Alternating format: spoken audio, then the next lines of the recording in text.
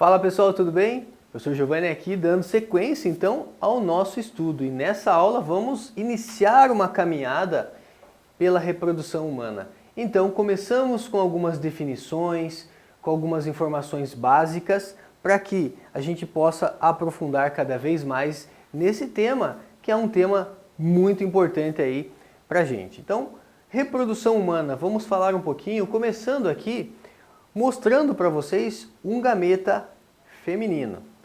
Vou pedir um favor para vocês, peguem um papel e um lápis nesse momento. Você vai pegar um lápis e você vai fazer o seguinte, ó. Vou pegar eu não tenho aqui um lápis, então vou pegar aqui o meu marcador aqui, a minha canetinha. Mas você vai pegar um lápis ou uma lapiseira e você vai só encostar no papel, ó. Só encostar no papel. Você não vai fazer um ponto, vai só encostar. Você vai ver que ficou um pontinho. Você consegue enxergar esse pontinho? Então o óvulo feminino, o gameta feminino tem esse tamanho aí, tá? Só para você entender. Nossa, professor, o gameta feminino, então eu consigo enxergar ele? Consegue. É uma célula humana que é visível a olho nu. Então a gente diz que é visível a olho nu, a vista desarmada, olho nu, quer dizer, sem o auxílio de microscópio. Mas veja que eu não consigo ver detalhes dele. Se eu quiser ver detalhes, daí eu vou usar o microscópio. O gameta feminino, na verdade, bem na verdade, o correto não é chamar óvulo, né? Por mais que a gente use o termo genérico óvulo, o termo mais correto é ovócito 2. Então vamos anotar isso aqui para você ir acostumando. Olha só, o óvulo, que a gente trata aí como se fosse o gameta feminino, na verdade é correto chamar de ovócito 2, tá? Ovócito 2. Cito quer dizer célula, né? Cito quer dizer célula, ou seja, célula-ovo de número 2. Esse é o ovócito 2. Então, ovócito e suas partes. O gameta feminino, ele tem aqui uma camada de células chamada de corona radiata. A corona radiata é uma das camadas que o espermatozoide vai ter que passar.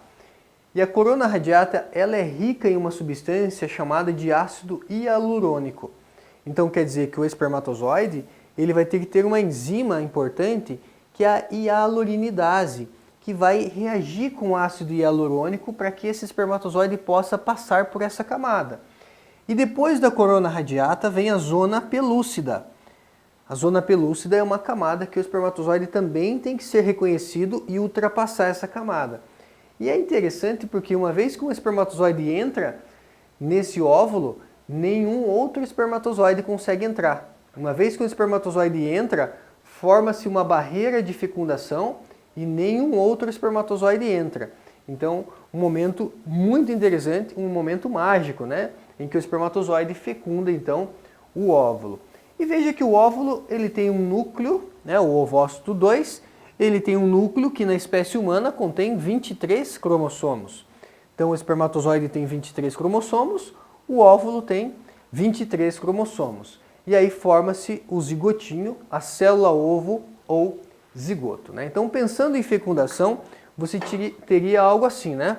Teria aqui então um espermatozoide, que eu vou abreviar por SPTZ, com 23 cromossomos, se tratando de espécie humana. Teríamos aqui o que? O ovócito 2. Então vamos chamar de ovócito, né? Ovócito 2. Ovócito 2 vai ter aqui 23 cromossomos e vai formar você aqui, olha lá, forma você, em algum momento da sua vida você foi uma única célula chamada de zigoto. Então aqui está o zigoto que tem 46 cromossomos. Então está aqui o zigotinho formado por 46 cromossomos. Então esse é o ovócito e as suas partes, né? Partes importantes.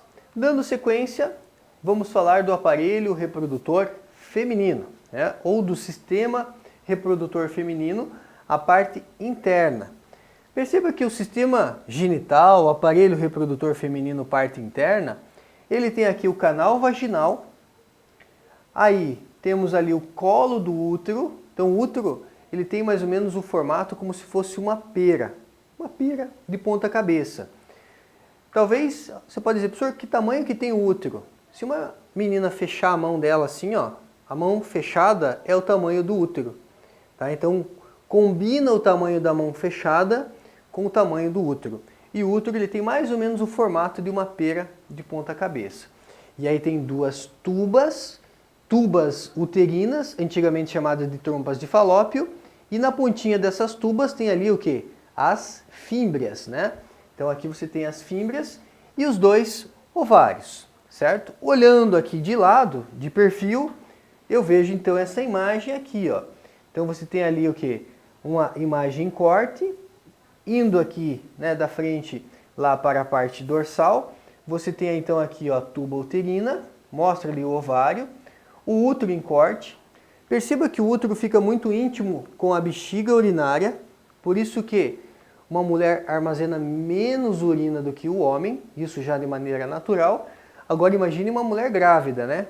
Esse útero crescendo, ele comprime mais ainda a bexiga. Então por isso que uma gestante, ela tem vontades recorrentes de ir ao banheiro, porque o útero crescendo, ele também ocupa o espaço ali da bexiga. Aí vem a uretra, que é por onde, né, termina ali o canal urinário dessa menina.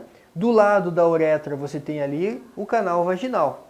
E aí lá, mais para a parte dorsal, ali nós temos o ânus, né? Que daí vem a parte do intestino, reto, né? E o ânus. Então tá aí, sistema genital, a parte interna, aqui ao lado esquerdo, né? Então tá aqui esse sistema genital interno. Essa imagem é bem importante. A gente vai ver essa imagem várias vezes ao longo das nossas aulas. Então você tem lá o quê? 2 ovários, a tuba uterina, são 2 tubas uterinas, e aí tem o útero. O útero, temos o fundo do útero, e o útero ele tem 3 camadas. Ele tem o perimétrio, que é a camada que fica na periferia, mais externa. Tem uma camada muscular que está ali em vermelhinho para vocês, que é o miométrio, e é a culpa de uma cólica feminina, muitas vezes, né? Associada aí a uma cólica geralmente associada ao ciclo menstrual, a culpa é do miométrio. O miométrio é um músculo liso que ele pode ter uma contração involuntária. Então, infelizmente, é uma contração involuntária. Se uma menina pensar para a cólica não para, porque essa contração ela é involuntária. Temos aqui a pontinha do útero, onde termina o canal vaginal, que nós chamamos de colo do útero. E temos as fímbrias. As fímbrias são as pontinhas lá da tuba uterina que entram em contato com os ovários. Uma dica para vocês, tá? Professor, e na hora da prova, se eu for fazer uma prova, qual que é o ovário esquerdo, qual que é o ovário direito? Então assim, uma dica, sempre a imagem olhando para vocês. Então esse é o lado esquerdo, esse é o lado direito, certo? Então, ovário direito, ovário esquerdo. Aí nós temos o quê? Podemos ter aqui uma situação chamada de endometriose. Endometriose é uma patologia, é uma doença que muitas mulheres podem ter e às vezes nem sabem, gente, porque é uma doença de difícil diagnóstico. Dizem especialistas que normalmente demora mais ou menos em torno de 5 a 10 anos para uma mulher descobrir que ela tem endometriose. Consulta, faz exame, até que chega um momento e descobre, teu caso é endometriose. O que é endometriose?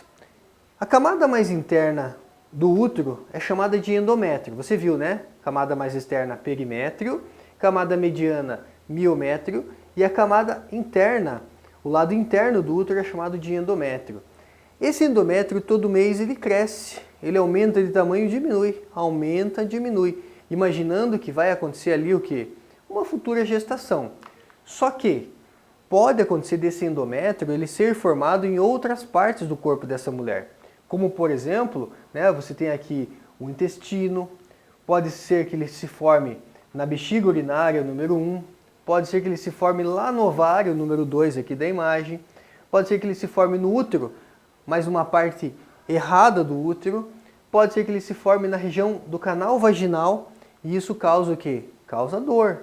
Então, a endometriose causa cólicas fortes, quando esse endométrio ele pode então ser formado fora do lugar, né? E o número 5 ali mostra o intestino. Nós temos aqui um exemplo de uma gestação que é uma gestação muito rara, a gestação ectópica. Ecto quer dizer fora, né? Tópica está associado fora do lugar. Então, uma gestação ectópica é uma gestação fora do lugar. A gestação ela é importante que ela aconteça dentro do útero. Só que em alguns casos, em torno, né, eu coloquei aqui para vocês, de 1 a 2% das gestações, essa gestação pode acontecer na tuba uterina. Perceba que a tuba uterina ela não foi totalmente preparada para uma gestação, mas pode acontecer uma gestação ali na tuba uterina. E essa gestação então vai ser uma gestação de risco tanto para a criança quanto para a mãe, porque pode acontecer ali hemorragia interna. Então é uma gestação que tem que ter um acompanhamento médico muito de perto aí, certo? Gestação ectópica então é uma gestação fora do lugar. Gestação normal no útero. Gestação ectópica quando acontece fora do útero, ou na tuba uterina, ou pode acontecer até na cavidade abdominal. Olha só que interessante. É uma gestação então de risco. E vamos lá fazer aí atividade para fixar esse conteúdo. Em relação ao sistema reprodutor humano, escreva verdadeiro ou falso conforme seja verdadeiro ou falso o que se afirma a seguir. Então ele vai falar aqui de glândulas, né? Falou da próstata. A próstata é uma glândula, gente, masculina, que é responsável aqui pela produção dos espermatozoides e da testosterona. Falso, né? Você tem aqui a próstata, uma glândula responsável pela produção dos espermatozoides? Não. Quem produz os espermatozoides é o testículo. Então por isso é falso. Quem produz a testosterona? Células de Leydig. Isso você então já sabia, né? Então por isso próstata não é. Próstata ela produz um líquido chamado de líquido prostático, que a gente vai ver mais adiante. A uretra masculina é comum ao sistema reprodutor e excretor, ou seja, por ela saem o sêmen e a urina. A gente vai ver que sim, né? A uretra é um canal comum tanto ao sistema genital quanto ao sistema urinário. A vagina é formada por lábios menores, lábios maiores, tem o clitóris e o orifício da uretra. Então você vai ter aqui o quê? Uma alternativa falsa. Por quê? Lábios menores, lábios maiores, você tem ali uma região que é chamada de vulva. A vulva é a parte externa, em que vai ter lábios menores e maiores, clitóris. O clitóris é um análogo a um pênis, tudo que tem no pênis vai ter no clitóris. Mas o orifício da uretra, gente, ele não está ali na vagina. O orifício da uretra é o final do sistema ali, né, excretor. Então está errado essa alternativa. Nos ovários são produzidos os hormônios estrogênio e progesterona e as células reprodutivas femininas. Então nos ovários você tem uma gônada mista, por isso verdadeiro, uma gônada mista que produz o gameta feminino e ao mesmo tempo o estrógeno e a progesterona. Então ficamos com letra C aí, falso verdadeiro, falso verdadeiro. A fecundação é um processo reprodutivo que se desencadeia pela fusão do gameta masculino com o feminino. Marque a opção que apresenta o trajeto correto do espermatozoide desde o local de sua produção até o local onde acontece a fecundação. Então, o trajeto vai ser o seguinte, vai ter que começar lá no testículo, né? Então, imagine que o testículo produz os espermatozoides. Esses espermatozoides são armazenados num canal chamado de epidídimo. Do epidídimo ele vai para um canal chamado de canal deferente. Do canal deferente ele segue para a uretra. A uretra, nos homens, é um canal comum ao sistema genital e ao sistema excretor, né? Ali relacionado à liberação da urina. Caiu na vagina vai para o útero e do útero vai para a tuba uterina. Alternativa que demonstra esse trajeto, alternativa A. E para a gente fechar, uma técnica que reverte menopausa e devolve a fertilidade. Mulher estéril voltou a produzir óvulos após receber um transplante de ovário congelado nos Estados Unidos. Olha só que interessante. Recebeu um transplante de um ovário congelado e voltou a produzir óvulos. No procedimento médico cirúrgico acima, o tecido ovariano transplantado foi induzido por hormônios a produzir óvulos. Isso foi possível porque a função ovariana ela é estimulada pelos seguintes hormônios secretados pela hipófise.